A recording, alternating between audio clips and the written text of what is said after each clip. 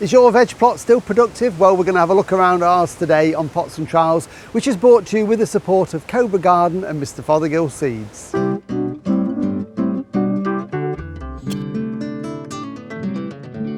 Well, here we are, almost the end of September, and we've had a bit of wet weather, and it's, as you can see, quite windy today. So I thought we'd just pop into the veg garden just to take stock of what we've got. This is the asparagus. You may remember earlier on the year we were cutting the lovely spears, and this is all the lovely feathery fronds now that are feeding the roots for next year. So they will be left until they go yellow about November time, and then they will be cut down again.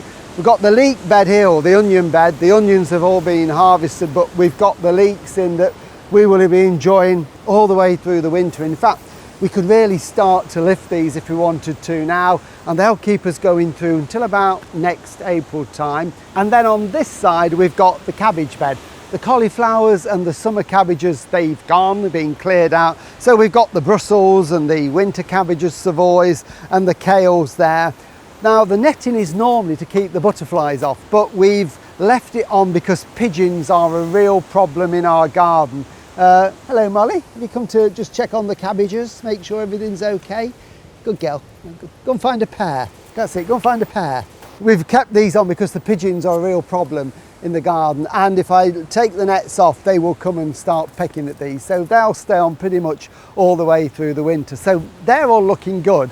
Over here, we've got a bit of a disaster. I planted a squash plant. I thought, you know, we'd get some lovely squashes outside, and it's made quite good growth. And as you can see, it's actually started to grow all up here to take over these shrubs.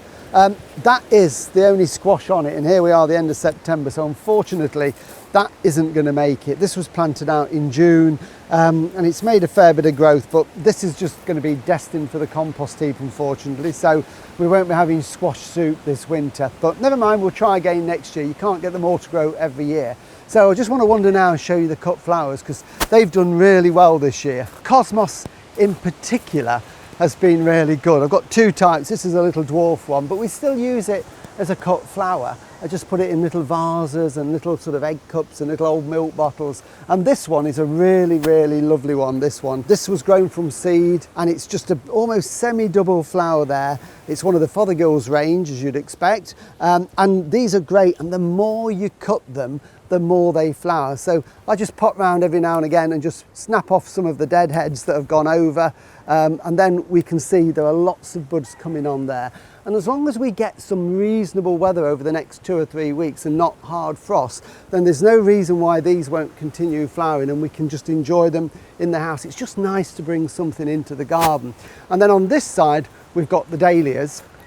And the dahlias again have done okay this year. They've flowered. In fact, they're probably flowering more now than they were a while ago. So what we need to do with the dahlias is to go over them on a regular basis and take off any dead heads like these here. These have all started to sort of rot on one side. So it's just a case really of snipping them off back down to a side shoot, so we can see that they've not formed properly at all. So they're never going to open properly. That one has started to rot probably in the wet weather. So what I'm going to do is just snip it back to that little side shoot there, and that one has still got time to open. This is a lovely old variety, this one. It's called Edinburgh. It's been around for donkey's years, and it's just a lovely cut flower.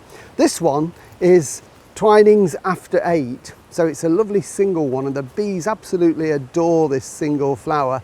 And again, they're flowering on and on. So these heads here is a dead one. In fact, there's a good little tip there for you. People often worry when they're deadheading with dahlias. So obviously there's the flower. That one has gone over, and we can see the remains of the anthers in the centre.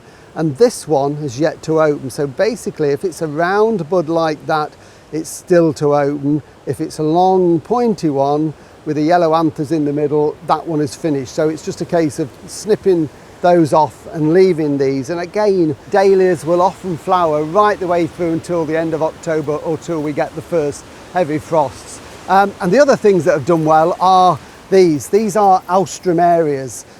Really good cut flower. They last for a couple of weeks in water. They really are good. Now with Alströmerias, what we then tend to do is we don't cut them, we pull them. So this one is finished, so I'm just going to give that a gentle pull. and out it comes. But if I get this one here, which is going to be used for some cut flower, just hold the stem and just give it a little tug and it snaps away from the root. So it's just a case of gently going round and just pulling them out like that. There's a lovely yellow one at the back there. And just pull them out. We can trim them to length afterwards.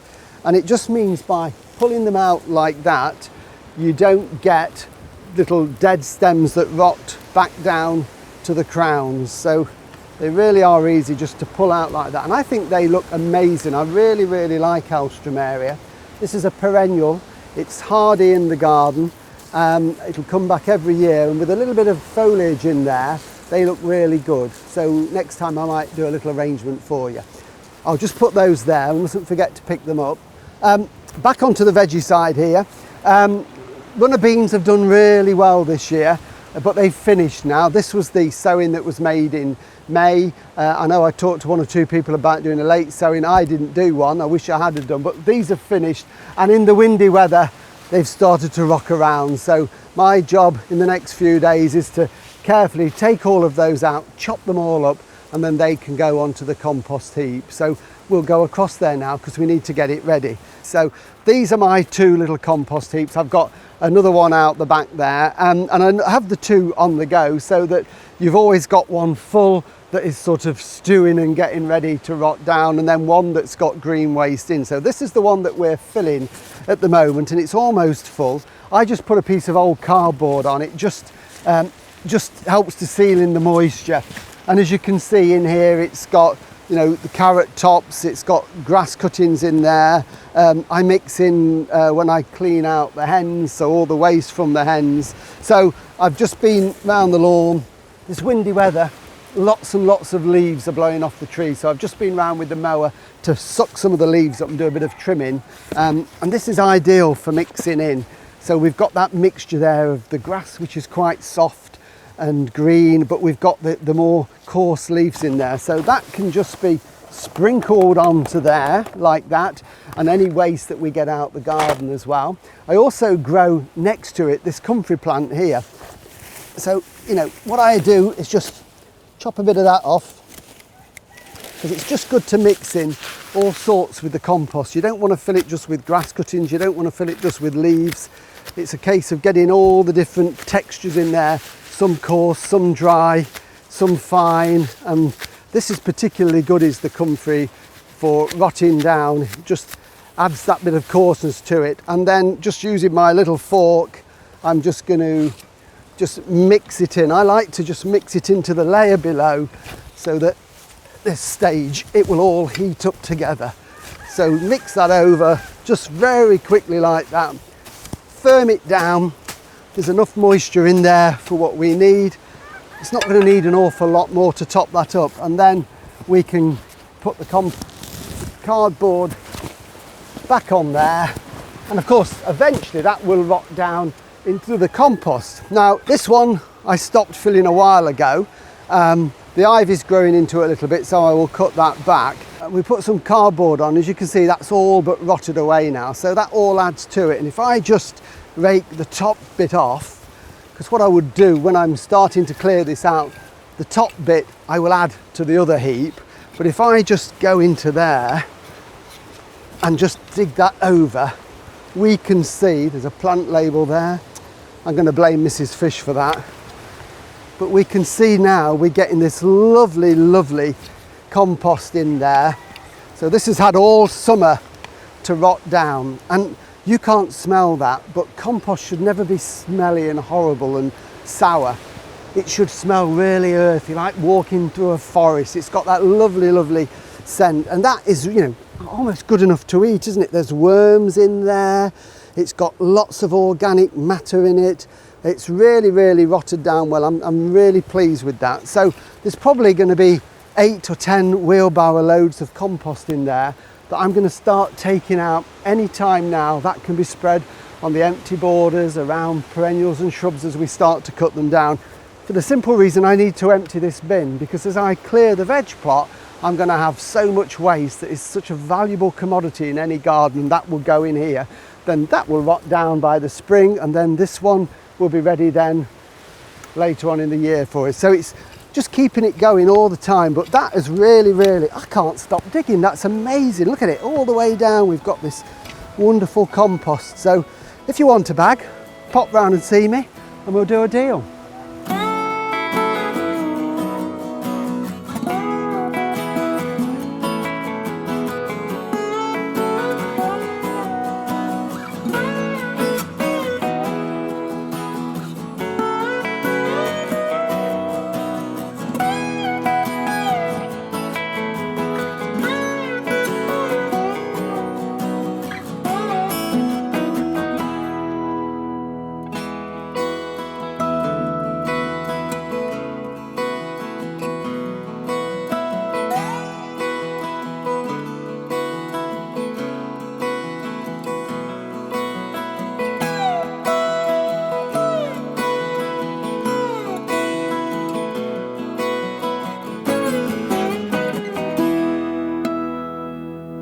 Well, thank you for watching Pots and Trowels, and thank you for all the likes and shares that you give us. Next time I'm going to be catching up with a few more things in the garden, but just to let you know that in a couple of weeks time we're going to do another Pots and Trowels live from the garden and from the potting shed. So if you've got any questions, start to send them to us on Facebook and we'll answer as many as we can then. See you soon. Bye.